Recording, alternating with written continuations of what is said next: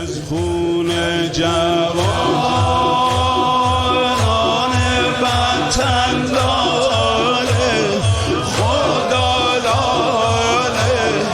خدا لاله دمیده از ماتم سر به قدشان سر خمیده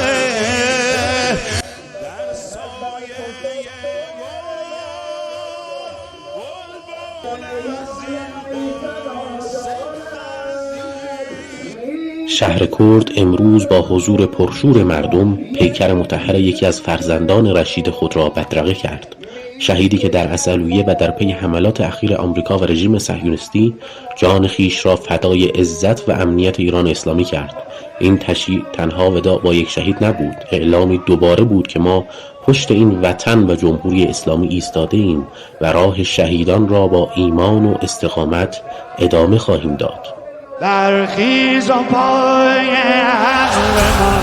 برخیز و پای عقلمان،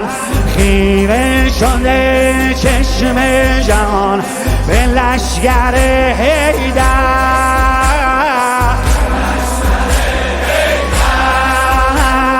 پرچم به دست پیر و جوان، پشت سر صاحب زمان تا خیبری دیگر،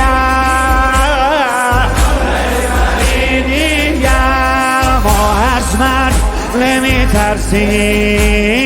عشق مستنی بی سر، سرباز اول فضلیم، شاگرد علی اکبر، شاگرد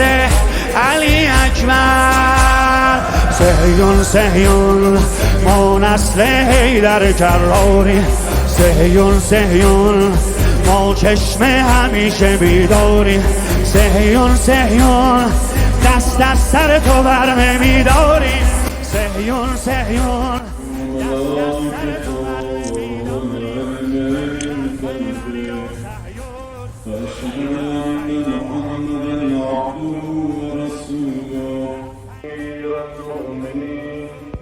وأولاده المعصومين الأحد عشر، أولياءه وأحباؤه بهم نتولى،